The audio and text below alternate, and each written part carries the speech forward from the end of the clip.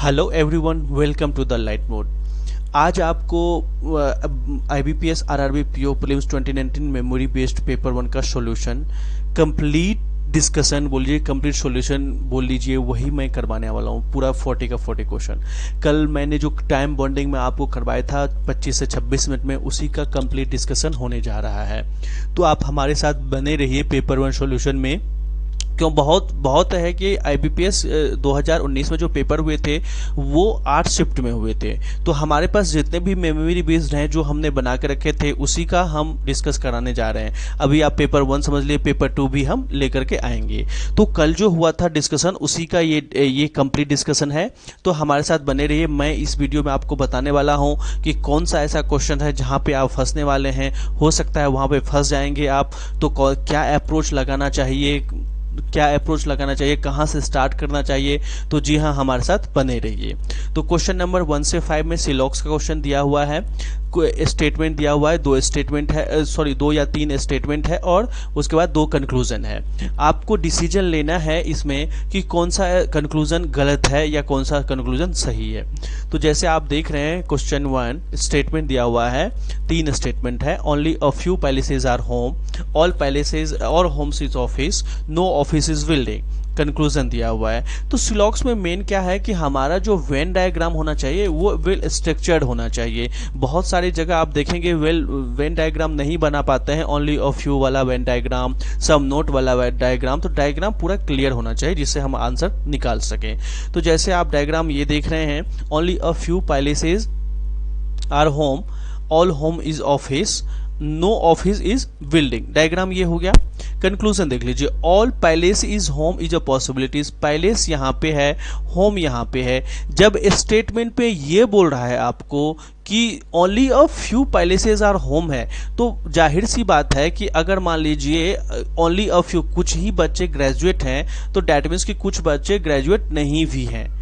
तो जब ये बोल रहा है कि सारा पैलेसेस होम नहीं है, स्टेटमेंट के हिसाब से only a few palaces home है, तो ऑल पैलेसेस होम नहीं हो सकता, ये पॉसिबिलिटीज नहीं हो सकती, इसलिए क्रॉस हो गया। सम पैलेस इज बिल्डिंग, पैलेसेस यहाँ पे है, बिल्डिंग यहाँ पे है, रिलेशन ही नहीं है, ये डॉटफुल है, तो ये क्रॉस हो गया। तो क्या हो जाएगा आपका आंसर? आपका आंसर क्या हो जाएगा? नाइदर 1 नोर 2, मतलब कि ऑप्शन नंबर ए, ये आंसर हो गया। दूसरा, all main is women, main यहाँ पे है, वोमेन यहाँ पे है, तो सारा मेन वोमेन है। Some child is women, women child, some child is women, no men is boy, no men is boy. Conclusion, some men is child, men यहाँ पे है, चाइल्ड यहाँ पे है, हम नहीं कह सकते some men is child. No उसके बाद no men is child, men यहाँ पे है, चाइल्ड मेन, ये भी हम नहीं कह सकते, हमारा दोनों डॉटफुल है। तो जब भी इस तरह के जब दोनों क्रॉस हो जाएगा फिर हम आइदर और का केस चेक करेंगे। और याद है हमने बहुत बार पढ़ा है कि some A is B, no A is B में आइदर और लगता है, तो यहाँ पे आइदर और लग जाएगा। तो ऑप्शन क्या हो जाएगा? Question answer option C. Next, no professor is a student, only a few student lecture, और लेक्चर इज प्रिंसिपल। तो मैं इसलिए बता रहा हूं आपको बार बार फोकस करके कि ओनली अ फ्यू या फिर नो का जो डायग्राम होना चाहिए वो बहुत ही क्लियर होना चाहिए। तो जैसे आप देख रहे हैं कि ये डायग्राम बना हुआ है, no professor is a student, only a few student lecturer, और लेक्चर इज प्रिंसिपल, और lecture is principal. Conclusion, all professor is principal is a possibilities, all professor is a principal is a possibilities. क्या सारा के सारे professor जो है principal हो सकते हैं? क्या ये पॉसिबिलिटीज है? जी नहीं, ये बिल्कुल भी नहीं है। मैं आपको एक चीज बता दूं, मैं आपको ये बता दूं कि प्रोफेसर यहाँ पे है, प्रिंसिपल यहाँ पे है, तो प्रोफेसर और प्रिंसिपल। तो ये प्रोफेसर का अगर मान लीजिए ये प्रोफेसर हमने कर दिया और professor is principal is possible, तो हमारा स्टेटमेंट गलत नहीं होगा, तो ये सही हो जाता है। All student in lecture is a possibility, student यहाँ पे है, लेक्चर यहाँ पे है। जब स्टेटमेंट पे ही कह रहा है कि only a few student are lecture, तो फिर ऑल स्टूडेंट लेक्चर नहीं हो सकता ना, क्योंकि कुछ ऐसा स्टूडेंट है जो लेक्चरर नहीं है, तो ये गलत हो जाएगा। तो only first statement is true, तो क्या हो जाएगा? Option number D answer. Next, only a few palaces are home, palace home, only a few palaces home, all home is office, all home is office, no office is building, no office is building, some home is building, home building. Home का कोई part है जो building है? नहीं है ना भैया। क्यों नहीं है? क्योंकि हम ये बताते हैं कि ऑफिस और बिल्डिंग में कोई रिलेशन नहीं है। बिल्डिंग कहीं भी जा सकता है, बट ऑफिस के आसपास नहीं भटकना चाहिए। और सम होम इस बिल्डिंग करने के लिए आपको यहाँ ऐसे डायग्राम करना ही पड़ेगा बिल्डिंग, जो कि गलत हो जाएगा क्योंकि ऑफिस का कुछ पार्ट ऑफिस का कुछ पार्ट बिल्डिंग में आ गया, इसलिए ये गलत हो गया। No home is building. Home यहाँ पे बिल्डिंग, ये बिल्कुल सही है। कोई भी होम जो है वो बिल्डिंग नहीं है। याद रखिए, अब ये मत बोलिए कि सम होम इज, कुछ बच्चे फिर क्वेरी करेंगे कि some home is building no home is, इसमें आइदर और का केस लग जाएगा। नहीं, आपको वेन डायग्राम देखना है। जब दोनों फॉल्स हो जाएगा फिर हम आइदर और का केस चेक करते हैं। नेक्स्ट देख लीजिए, no professor is a student, only a few student lecture और लेक्चर इज प्रिंसिपल। तो इसका वेन डायग्राम कैसे बनेगा? इस तरह से वेन डायग्राम बनेगा। अब जब कहता है no professor is a student, only a few student are lecture, student lecturer और लेक्चर इज प्रिंसिपल और लेक्चर प्रिंसिपल। अब कंक्लूजन देख लीजिए, some student is principal, student यहाँ पे है, प्रिंसिपल यहाँ पे है, तो सम स्टूडेंट इज प्रिंसिपल, ये सही है।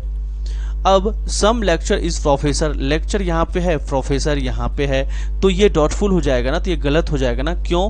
क्योंकि ये चीज कह रहा है कि अगर मान लीजिए सम लेक्चर और प्रोफेसर में कोई रिलेशन नहीं हो, डायरेक्ट रिलेशन है ही नहीं, जब डॉटफुल होगा तो स्टेटमेंट गलत हो जाएगा। तो some only conclusion one is follow, तो ये कौन सा हो जाएगा? ऑप्शन नंबर डी, ये आपका आंसर हो गया। तो इसका आंसर क्वेश्चन नंबर 4 का आंसर, ये भी क्वेश्चन नंबर 4 ओनली 2, तो इसका आंसर हो जाएगा, अभी मैं आपको बता दूं, इसका आंसर हो जाएगा E, only 2 follow. Next sitting arrangement का क्वेश्चन है। 8 पर्सन है, P Q R S T U V and W, और सारे के सारे स्क्वायर टेबल पर बैठे हैं। 4 पर्सन बैठा हुआ है मिडिल में और 4 पर्सन बैठा हुआ है कॉर्नर साइड में। जो कॉर्नर की तरफ बैठे हैं वो आउट साइड फेस कर रहे हैं, जो मिडिल में बैठे हैं वो इनसाइड फेस कर रहे हैं। तो चलिए इसको कहाँ से स्टार्ट करें? सबसे पहले जैसे हमने 2 पॉसिबिलिटीज वाली वेन डायग्राम बना लिया, और वेन डायग्राम बना करके स्टार्ट कहाँ से करें? तो इस तरह के में देखिए कि स्टार्ट जब भी पॉजिटिव स्टेटमेंट आपको मिले वहीं से आप स्टार्ट कीजिए। जैसे कि 2 person are sitting between P and U, हमें नहीं पता चल रहा है कि स्टार्ट कहां से करना है। R who is immediate neighbour of P and sits opposite to S, R S के अपोजिट है और पी का इमीडिएट नाइबर है, यहां से भी नहीं पता चल रहा है। T sits third to the right of V, यहां से पता चल रहा है। अगर हम मान लीजिए हमने वी को यहां पे ले लिया तो टी वी के राइट में थर्ड बैठता है, टी यहाँ पे आ जाएगा। और अगर मान के चलिए वी को आपने यहाँ एक कॉर्नर पे भी लेके चलते हैं तो वी को यहाँ पे ले लिया तो टी यहाँ पे आ जाएगा। अब कहता है W sits immediate right of T, अगर आपने टी को यहाँ लिया है तो डब्ल्यू को यहाँ पे कीजिए, और अगर टी आपने यहाँ पे लिया उसके इमीडिएट राइट टी का ये हो जाएगा तो डब्ल्यू यहाँ पे कीजिए। अब कहता है क्यू फेसेस डब्ल्यू, क्यू जो है वो डब्ल्यू की तरफ फेस कर रहा है, तो यहाँ पे नहीं आ सकता ना क्योंकि ये अपोजिट साइड में बैठ गया। अगर Q को यहाँ पे लेंगे तो W Q अपोजिट साइड हो गया, तो ये गलत हो जाएगा। अब यहाँ पे W है तो यहाँ पे Q है, क्योंकि ना एक दूसरे के फेस कर रहे हैं। देखिए एरो अंदर की तरफ दोनों फेस कर रहे हैं, तो ये हो गया।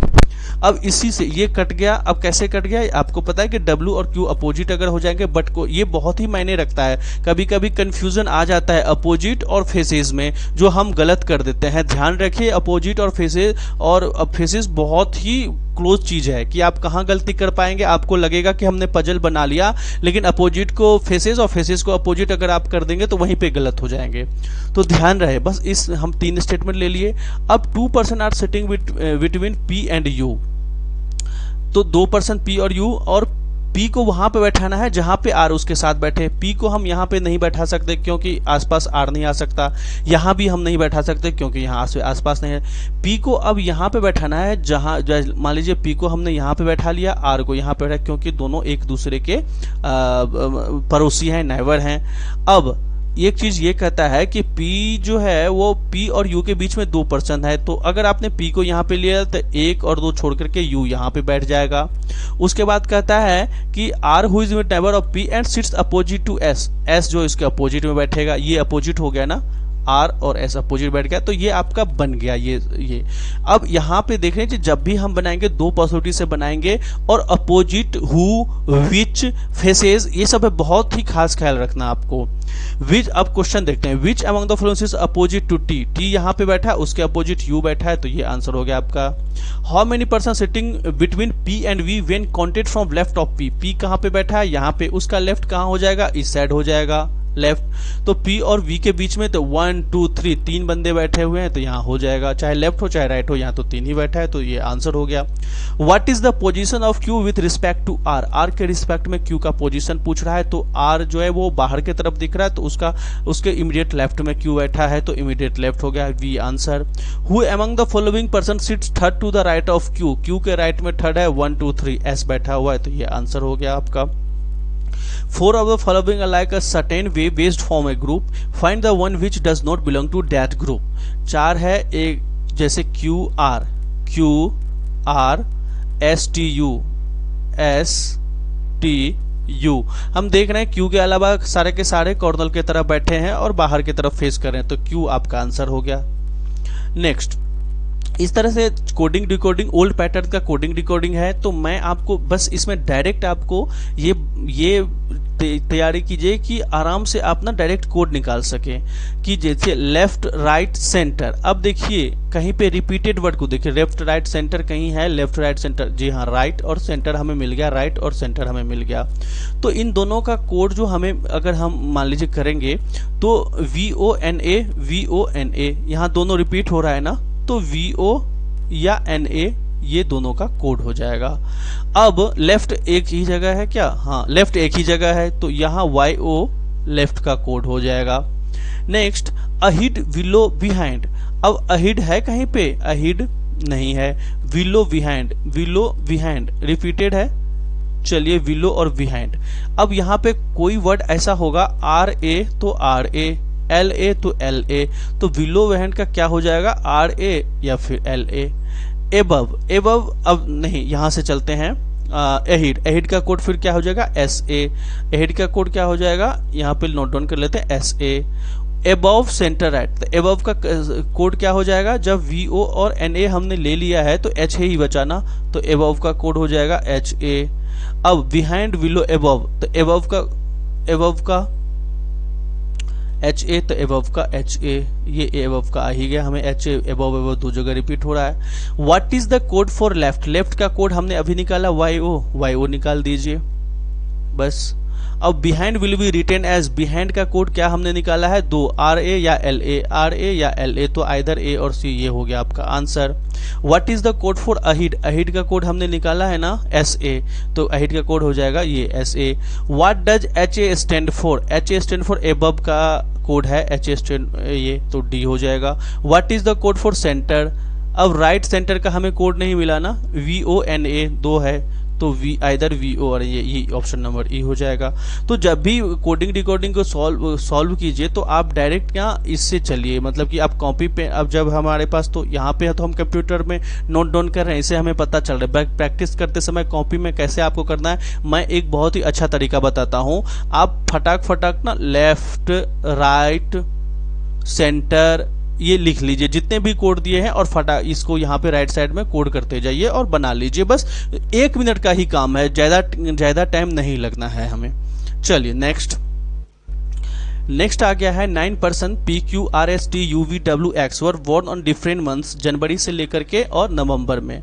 9% है, 9 मंथ है, और ये सेम ऑर्डर में, जी हाँ सेम ऑर्डर में नहीं है। तो चलिए इस पजल को सॉल्व करने से पहले मैं आपको एक चीज बता देता हूँ कि जब भी इस तरह के पजल को सॉल्व कीजिए तो मंथ को हम बीच में रखेंगे। और पता है 2 बॉक्स यहाँ और यहाँ खाली क्यों हमने रखा है, क्योंकि खाली हम इसलिए रखा है क्योंकि मान लीजिए पर्सन, यहाँ पे पर्सन्स हो जाएगा और यहाँ पे पर्सन, 2 पॉसिबिलिटीज एक साथ लेके चलेंगे, कम समय में हम सॉल्व करने की कोशिश करेंगे। अब 4% born between P and T, P और T के बीच में 4% है, P और T के बीच में 4% है। P was born before T, P जो है वो T से पहले बोर्न है। Q was in the month of 30 days after July, एक क्लू आपको मिल रहा है। क्यू जो है वो 30 दिन वाले में बॉर्न होता है, लेकिन जुलाई के बाद 30 दिन आप देख लीजिए, सितंबर है और एक नवंबर है, तो एक तो क्यू को आप सितंबर में ले लीजिए और एक को नवंबर में ले लीजिए। बस दो पॉसिबिलिटीज है, दो पॉसिबिलिटीज हम लेके साथ में चल रहे हैं। अब कहता है T was born after Q and before R. जब भी क्यू जो बॉर्न होगा वो टी बॉर्न होगा वह क्यू के बाद होगा। अगर आपने क्यू को यहाँ पे लिया है तो टी यहाँ पे लेना होगा, आर को यहाँ पे लेना होगा, जबकि नवंबर तो लास्ट ही महीना है, तो ये तो एक ही बार में कट गया ये पॉसिबिलिटीज। अगर उसके बाद है, ये बहुत ही लाइन दिया हुआ है क्लू पकड़ने का, T was born after Q, Q के बाद टी बैठा है और उसके और आर से पहले, तो आर हमने यहाँ पे रख लिया। ये इसी को पकड़िए। अब हमें ये तीन चीज ये कंपलसरी हो गया, क्योंकि यहाँ पे दिया हुआ है कि टी या तो 2 महीने में, तो सितंबर में हमने ले लिया, नवंबर में ले लिया। अब टी जब भी बॉर्न होगा वो क्यू के बाद होगा बट आर से पहले होगा, तो हमारे लिए कोई पॉसिबिलिटी बची ही नहीं। टी को यहाँ पे लेंगे, आर को यहाँ पे लेंगे। अब पी और टी के बीच में 4 लोग बॉर्न है, तो 1 2 3 4, तो पी यहाँ हो जाएगा, और पी जो है वो टी से पहले है, तो जी हाँ मार्च में पी है और अक्टूबर में टी है, तो ये भी हो गया सही। अब P was Q was born in the, ये हो गया, T was before, there were as many person born before X and after R। देखिए अगर आप R को यहाँ पे लेके चलेंगे, मान के चले यहाँ पे समझा देता हूँ, R यहाँ पे तो 1 2, तो फिर आपको X यहाँ पे लेके चलना होगा, word before x, sorry x को अगर आपने यहाँ पे ले लिया तो आर को आप यहाँ पे लेके चलना होगा, आर को यहाँ पे लेके चलना होगा जो कि ऑलरेडी क्यू का पोजीशन है। तो ऐसा हम कर सकते हैं। देखिए इस तरह के क्लू को बहुत बार एग्जाम में आया है। अब मान लीजिए there was many peoples born before X, X के बिफोर और आर के बाद अब यहाँ से हमें क्लू मिल रहा था ना कि there was many person born, जब आर के बाद कोई नहीं है तो एक्स से पहले भी तो कोई नहीं है ना, तो ये पता चल गया ना कि there was many person born before X and after R. 1 person was born between U and V, U और वी के बीच में एक ही पर्सन बॉर्न होता है। S was born before U and after W. अब चलिए अब हम एक चीज लेकर के चलेंगे। 1 2 3 4 4 पर्सन, जी नहीं, पी का पोजीशन गलत लग रहा है मुझे, क्योंकि 1 2 3 4 पी यहाँ पे बैठेगा, क्योंकि 4 ही गैप है ना, हाँ 4 ही गैप है, तो पी यहाँ पे बैठेगा, हाँ बाकी सब ठीक है। उसके बाद 1 person was between U and V. अगर मान के चलिए यू को यहाँ पे ले लिया हमने और वी को यहाँ पे ले लिया। S was born before you से पहले एस बॉर्न होगा तो एस यहाँ पे हो जाएगा, एंड आफ्टर डब्लू, तो डब्लू के लिए जगह नहीं है, तो ये गलत हो गया हमारा, ये गलत ही हो गया। अब अगर हमने यू को यहाँ पे लिया और वी को यहाँ पे ले लिया, मान के चलिए, तो born U and V. S was born before U, नहीं ये तो पहले ही वाला हो गया। अगर v को हमने यहाँ पे ले लिया और u को यहाँ पे ले लिया, तो अब एक चीज और कहता है s was born before you, s before you और आफ्टर w। अब s को हम यहाँ पे नहीं ले सकते, s को हम यहाँ पे नहीं ले सकते क्योंकि u से पहले लेकिन w के बाद होगा, तो ये हो गया x w p v s u q t r, ये हो गया। अब जब भी आप इस तरह से पजल सेटिंग करें तो ध्यान रहे पॉसिबिलिटीज हम दोनों साइड लेकर के चलेंगे, बहुत ही कम समय में हो जाएगा ये ट्रिक से। हाउ मेनी पर्सन, क्वेश्चन देखते हैं, how many person were born between x and v, x यहाँ पे है और v यहाँ पे है, तो 2 पीपल बॉर्न होते हैं, तो 2 use the answer. Who among the following was born on अगस्त, अगस्त में कौन, तो यू होगा बॉर्न, तो none of the above दिया हुआ होगा क्योंकि यू दिया ही नहीं। In which of the following month S was born, S किस बात में, जुलाई में बॉर्न होता है, तो ये हो जाएगा none of the above क्योंकि जुलाई में भी नहीं है। If W is related to April, W जो है वो अप्रैल से रिलेटेड है, अप्रैल मार्च के W के बाद ठीक अप्रैल। V is related to July, V जो है वो जुलाई से रिलेटेड है, ठीक V के ठीक बाद जुलाई। तो then P is related which of the following, तो P के ठीक नीचे चेक कर लीजिए, मे है, मे आंसर, ये B हो गया। 4 of following alike in certain way best form a group, find the one which does not belong to that group. अब देखिए R S T, देखते जाइए, R S T U V, U और V, तो सारे, अगर हम आर को छोड़ दे को सारे के सारे 31 डेज वाले में बॉर्न है, तो आर ये आपका आंसर हो जाएगा। नेक्स्ट, ब्लड रिलेशन का क्वेश्चन। 8 फैमिली मेंबर्स है और फैमिली मेंबर्स में 8 फैमिली मेंबर्स है और उसमें क्या है, ये रिलेशन दिया हुआ है। तो Q is the only son of P। Q जो है P का बेटा है, ओनली सन है। उसके बाद T इज, यहां स्टार्ट करते हैं सही से, ये नीचे हो गया काफी। अब P हो गया, Q is the only son of P. T is wife of U. Q is the only son of P. अब T is, ये इसे क्लू नहीं मिला। T is sister of Q and R। तो ध्यान रखिए इसका, R और T। T is wife of U, ये हो गया। अब V is daughter in law of W। V जो है वो daughter W। S is son of T। T का बेटा कौन है, S है। अब W is mother of Q। Q की मम्मी कौन है, W। ये प्लस हो गया। अब एक चीज और छूट गया ना, V is daughter in law of W। तो Q किससे शादी किया है, V से, ये हो गया V से। तो क्वेश्चन देखते हैं, how is S related to R। S जो है वो R से किस प्रकार रिलेटेड है, तो अपनी बहन का बेटा, नेफ्यू हो जाएगा। How many male members are in the family. Male members कितने हैं फैमिली में, P Q U S, 4 male members है, तो ये 4 हो गया आपका answer. Next, how many such numerals are there in the number 254136987 which will remain in at the same position when added in the ascending order। ascending order मतलब समझते हैं बढ़ते क्रम में, तो बढ़ते क्रम में हम यहाँ पे लिख देते हैं 1, यहाँ पे हो जाएगा 1 2 3 4 5 6 7 8 9।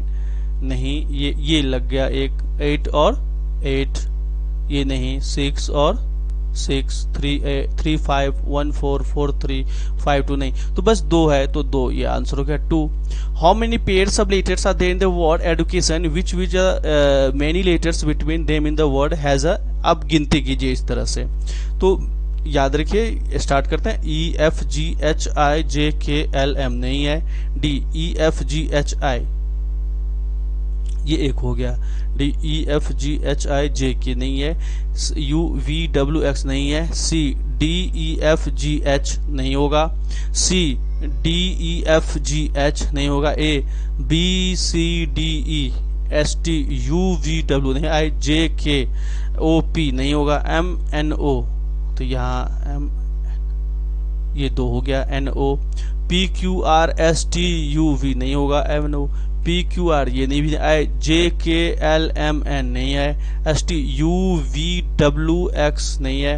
A B C D E, A से लेकर के D हो गया और A से लेकर के E भी हो गया और फिर एक D E हो गया। तो 1 2 3 4 5, तो याद रखिए 5 तो मोर देन 4 हो गया, ये आपका आंसर हो जाएगा। अब इस तरह से first, third, fifth and 6th letter से हमें एक वर्ड बनाना है, तो ध्यान रखिए पहले वर्ड बनता है कि नहीं वो चेक करना है, और अगर मीनिंगफुल वर्ड बनता है तो उसका 3rd लेटर होगा, और अगर एक से ज्यादा बनता है तो जेड होगा। तो पहले देख लेते हैं। फर्स्ट मतलब T, थर्ड मतलब A, थर्ड फिफ्थ मतलब S और 6th मतलब L। तो इसे क्या बन सकता है वर्ड, एक तो हमने देख लिया LAST लास्ट हो गया और SALT सॉल्ट भी हो गया। तो 2 वर्ड नहीं है, चेक ही नहीं करने की जरूरत है, जेड हो जाएगा आंसर। तीसरा वर्ड बनेगा या नहीं बनेगा हमें कोई चेक करने की जरूरत नहीं, क्योंकि यहाँ पे कह रहा है if more than 1 meaningful word is form then answer will be Z. तो आंसर जेड हो जाएगा, जो हमें निकल चुका है। Next, box base puzzle. Box base में हमेशा याद रखिए, जब भी बॉक्स बेस का पजल हम बनाएंगे, एक के ऊपर एक लिखा हुआ है, तो हमें पता होना चाहिए कि हम किस तरह से अपने कॉपी में कैसे ड्रॉ करें कि हमें क्रैक हो जाए। बहुत ज़्यादा बच्चे ना इस तरह से बनाते हैं, जैसे दिया हुआ है 5 boxes are place between T F and T, तो ऐसे बनाएंगे वो, ये 5 बॉक्सेस है, तो ये ऐसे आपने बना लिया, जो कि बिल्कुल ही गलत है, आपको पता भी नहीं चलेगा हम क्या। अब 11 बॉक्सेस है, 11 बॉक्सेस देखिए पोजीशन बॉक्सेस का ले लीजिए, इस तरह से आप बनाइए। हमने पोजीशन का बॉक्सेस का ले लिया 11, 10, 9 इस तरह से, और अब बॉक्सेस हमने 2 पॉसिबिलिटीज लेकर के साथ में चलेंगे। अब स्टार्ट कहाँ से करेंगे, ये सबसे पहले इंपॉर्टेंट है। 5 boxes are placed between F and T के बीच में 5 बॉक्सेस है। Not more than 5 boxes are kept above T के ऊपर 5 से ज्यादा बॉक्स नहीं है। 2 boxes are kept between T and M. 3 boxes are kept between M and S, and M is kept one of the position above S. There are only 3 boxes kept above the box J. इससे आपको clue मिल गया ना, ये J देख लीजिए यहाँ पे, और J यहाँ पे ले लेंगे, क्योंकि कहता है देयर आर ओनली 3 बॉक्सेस। तो यहाँ से ये J का जो पोजीशन है वो क्लियर हमें डिफाइन हो रहा है कि J 8वें पोजीशन पे बैठेगा। तो हमने J को यहाँ पे ले लिया, J को हमने यहाँ पे ले लिया। सही से J लिख देते हैं ना, तो J और T सेम ही लग जाएगा फिर। हाँ, J हमने ले लिया। अब स्टार्ट कीजिए। 5 boxes are placed between F and T। F और T के बीच में 5 बॉक्सेस है, और not more than 5 boxes are kept above T। अब T को कहाँ पे लेंगे, T को क्या हमने, और एक चीज और, F और T के बारे में जो भी इंफॉर्मेशन दिया हुआ है उसी को हम एक बेस बना करके साथ में लेकर के चलेंगे। अब चलिए, अगर मान लीजिए आपने T को not more than 5 T only 2 boxes T and M, 5 boxes place between F and T। अब F को कहाँ पे लेना है हमें कि F और T के बीच में 5 बॉक्सेस आ जाएगा। अब मान लीजिए F को आपने यहाँ पे ले लिया, मान के चलिए F को आपने यहाँ पे ले लिया 1 2 3 4 5, तो T को यहाँ पे आपको लेना पड़ेगा। और अगर आपने F यहाँ पे नहीं ले सकते क्योंकि J का पोजीशन डिफाइंड है, और F को अगर आपने यहाँ पे ले लिया 1 2 3 4 5, तो T को यहाँ पे आप ले लेंगे। अब इसमें एक बात है कि T में जो है दिया हुआ नोट मोर देन 5 बॉक्सेस, तो 1 2 3 4 ही बॉक्सेस, तो यहाँ पे आ सकता है, T यहाँ पे भी आ सकता है। बट T को अगर हम यहाँ पे लेंगे ना तो ये हो ही नहीं सकता, क्योंकि 1 2 3 4 5 आ ही नहीं सकता। इसलिए यहाँ पे ये क्लियर हो गया कि T यहाँ पे आ जाएगा, और T यहाँ पे भी आ सकता है। बस 2 ही पोजीशन हो सकती है T की और F की, जो हमने ले लिया। अब नोट ये भी हो गया। 2 boxes are kept between T and M। T और M के बीच में 2 बॉक्सेस है, 1 2 M यहाँ आ सकता है, या फिर 1 2 M यहाँ भी आ सकता है। अब ये दोनों जगह M आ सकता है। अगर इस पोजीशन हमने T लिया तो M ऊपर तो नहीं जा सकता, बट M नीचे आ सकता है। 1 और 2 M यहाँ पे आ सकता है। अब नेक्स्ट देख लीजिए, हमें और खुलासा हो जाएगा। 3 boxes are kept between M और S। अगर आपने M को यहाँ पे लिया है तो 1 2 3 S को यहाँ पे लेना होगा, और अगर आपने M को यहाँ लिया है तो 1 2 3 S को यहाँ, जो कि ऑलरेडी J दिया हुआ है, तो ये पोजीशन M का हम लेकर कर चलेंगे, ये M नहीं लेंगे, ये पोजीशन 1 2 3, तो S क्या हो जाएगा, S यहाँ हो जाएगा। और 3 boxes between M and S, and M is one of the position above S। जी हाँ, M इससे अबव में भी है। अब यहाँ पे देखिए कि 3 बॉक्सेस का M एंड S, M 1 2 3, तो S यहाँ पे ले लीजिए, क्योंकि M जो है वो S के अबव में ही रहेगा। There are only 3 boxes kept above the, ये हो गया इन्फॉर्मेशन, जो इन्फॉर्मेशन हो गया वो उसको हम टिक मार देते हैं, यहाँ पे हो गया।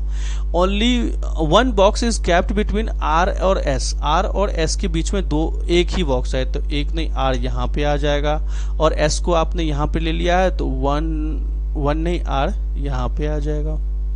अब 2 boxes are kept between R and H। R और H के बीच में 2 बॉक्सेस, तो 1 2 यहाँ F ऑलरेडी है, 1 2 यहाँ T ऑलरेडी है, तो ये कट गया, ये नहीं हो सकता, क्योंकि देख रहे हैं ना 2 बॉक्सेस केप्ट बिटवीन R और H, और H के बीच में 2 बॉक्सेस है, तो 1 2 H यहाँ पे आ सकता है, दे सकते हैं हम। Box D is kept at one of the position below box K and at the one of the position above box C which is not above R। C जो है वो R के above नहीं होगा, तो आर यहाँ पे है, तो यहाँ पे सी कहीं भी नहीं जा सकता, तो इसके नीचे एक ही जगह बचा है, सी यहाँ पे बैठ जाएगा। बॉक्स की E is kept immediately above के, दो ऐसा स्पेस ढूंढना है जहां पे ऊपर में क्या आएगा, ई आएगा और नीचे में के आएगा, तो एक ही जगह बचा हुआ है, हमने यहाँ पे ले लिया।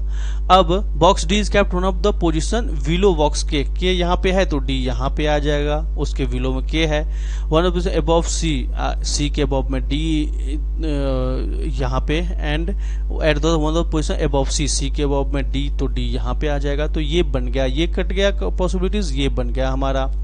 अब क्वेश्चन देखते हैं, how many boxes are placed between J and R, J और आर के बीच में कितने बॉक्सेस है, जे यहाँ पे है, आर यहाँ पे, 1 2 3, 3 हो गया, तो 3 ये आंसर हो जाएगा। Which of the following is true regarding C, C के रिगार्डिंग कौन सा स्टेटमेंट सही है, C is placed around the position above D, गलत हो जाएगा क्योंकि सी सबसे बॉटम में बैठा है, जो आंसर हो गया C is the place at the bottom most of. इसको भी चेक कर लेंगे एक बार, C is placed between immediately below F, नहीं। अब R is just above C, वो भी नहीं है। ऑल ऑफ द स्टेटमेंट नहीं, ये गलत हो जाएगा, ये भी गलत हो जाएगा। Which of the following is not true regarding J, J के रिगार्डिंग कौन सा सही नहीं है, one of the boxes below J is D, J के बिलो में एकदम, हाँ जे, ये सही है। One of the boxes above J is K, J के अबव में के, ये भी सही है। J is immediately below box T, J जो है वह J is immediately below box T, T के बिलो में इमीडिएटली, ये भी सही है। Number of boxes J is S is 4, J यहाँ पे है, एस यहाँ पे है, 1 2 3 4 5, नहीं 5 है, ये गलत हो जाएगा। One box is kept between J and M, J और एम के बीच में, तो ये भी सही है। बट कहता है नोट ट्रू रिगार्डिंग, तो नोट ट्रू कौन सा है, सी, तो सी ये आपका आंसर हो जाएगा। Which box is immediately below box R, R के बिलो में कौन है, विच बॉक्स आर के बिलो में एफ है, तो ये आंसर हो गया।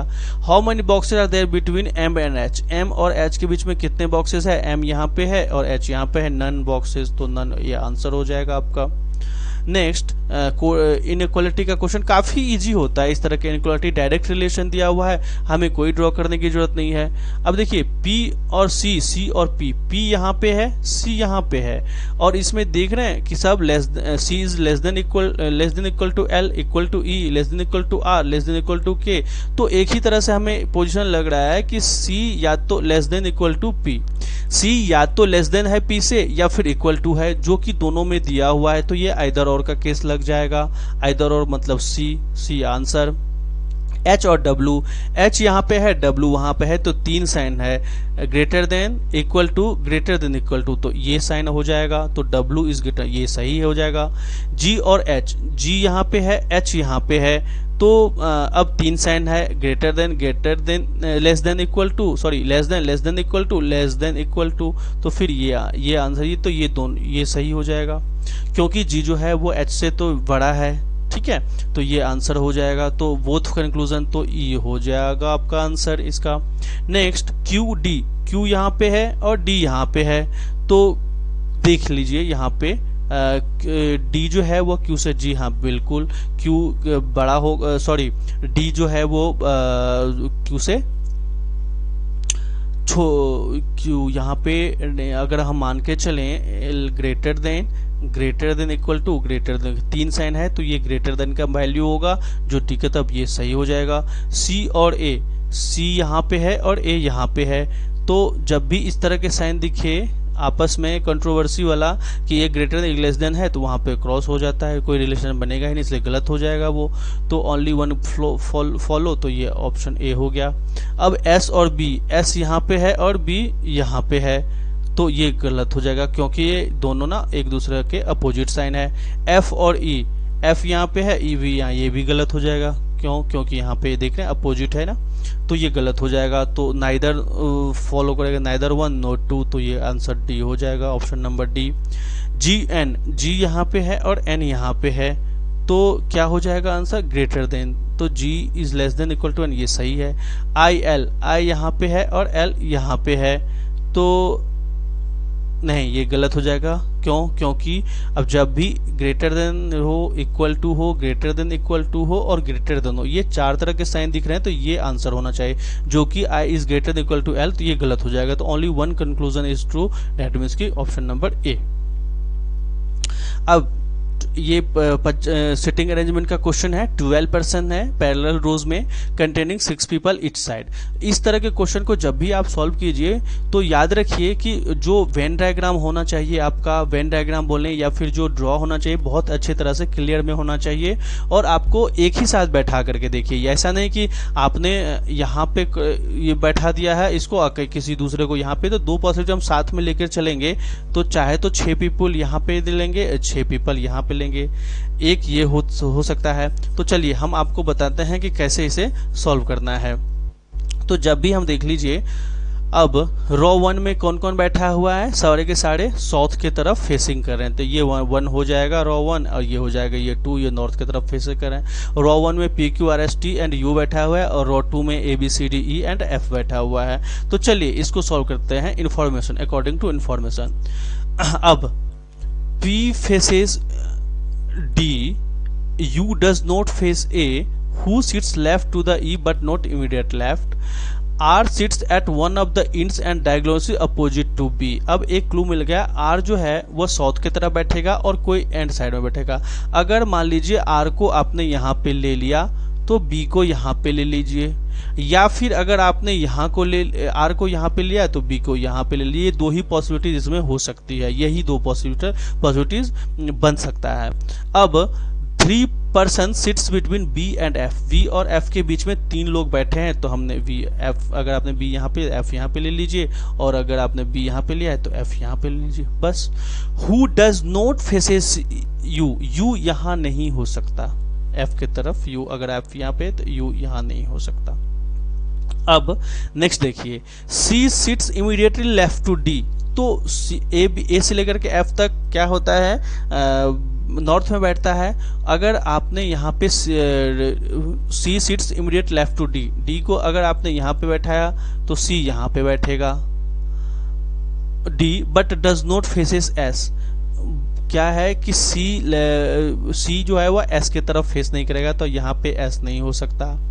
और अगर आपने मान के चलिए C को यहाँ पे बैठा दिया है तो D यहाँ पे बैठ जाएंगे भाई साहब, तो और C जो है वो S के तरफ फेस नहीं करेगा। अब 2 person sits between Q and U, Q और U के बीच में 2 पर्सन बैठे हैं, तो ये अब आप none of the sits at the and.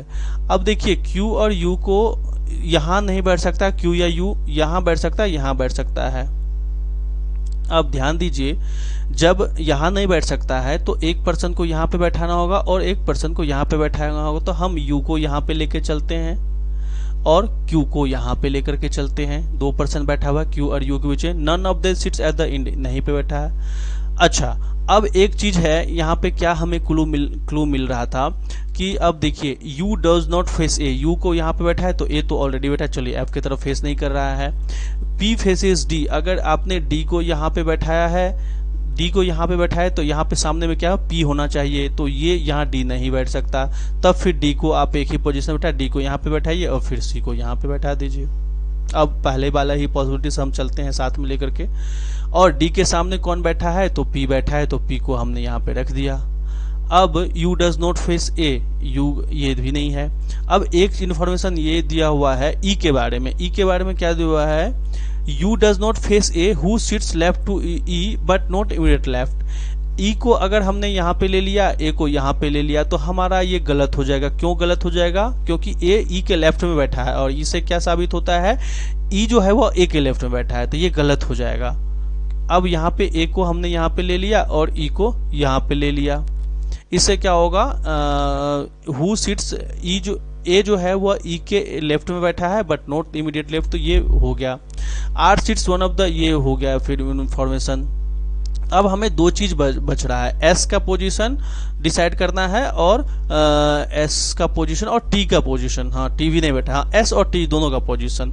तो चलिए अब देखते हैं, C से left to D but does not face S, D है S के तरफ फेस नहीं करेगा, सॉरी C जो है वो S के तरफ फेस नहीं करेगा, तो ये कंफर्म हो गया, S यहाँ पे बैठ जाएगा और T यहाँ पे बैठ जाएगा।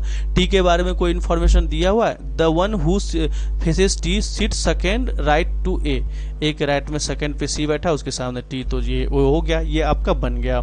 अब जब ये बन गया तो हमें दूसरी पॉसिबिलिटी चेक करने की जरूरत नहीं है, बिल्कुल भी नहीं है, हम छोड़ देंगे वहां पे। अब देखिए who among the following faces A की तरफ कौन फेस कर रहा है, आर फेस कर रहा है, तो ये आंसर हो गया। How many person sits to right of A तो खुद ही लास्ट कॉर्नर पे बैठा हुआ है साउथ की तरफ, तो उसके पास none, no one. Four of the following five form a group, who among the following does not belong to that group. अब U T E F A तो ए हो जाएगा, क्योंकि बाकी के बाकी सारे हैं मिडिल में बैठे हैं, ए है बस कॉर्नर पे कहीं बैठा है। If a certain way R is related to C, R जो है वो सी से रिलेटेड है, आर के सेकंड लेफ्ट में टी बैठा है, उसके सामने C. T is related to E, T के सेकंड लेफ्ट में बैठा है क्यू, उसके सामने ई।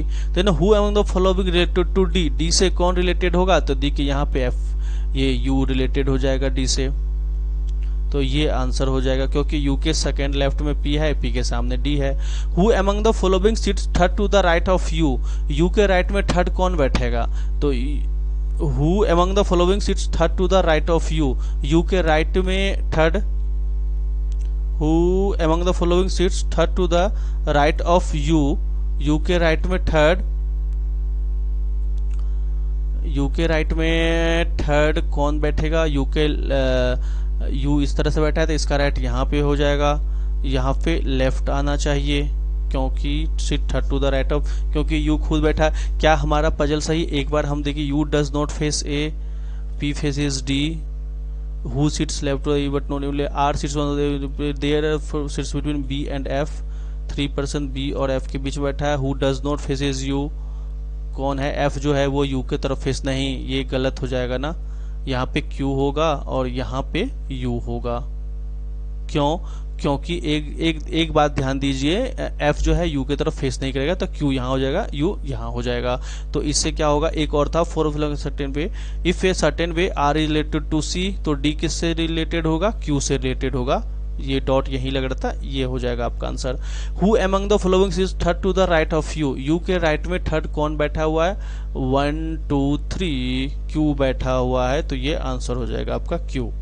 ध्यान दीजिए, जहां पे हमने एक चीज मिसिंग कर दिया था इन्फॉर्मेशन, तो हमारा पजल गलत हो गया, और हम क्या सोच रहे थे कि हम पजल हमने बना लिया, जबकि ये इन्फॉर्मेशन था ना, एफ की तरफ यू का फेस नहीं है, एफ की तरफ यू का फेस नहीं है, तो ये हो जाएगा यहाँ पे क्यू और यहाँ पे यू हो जाएगा, तो ये सॉल्व हो गया।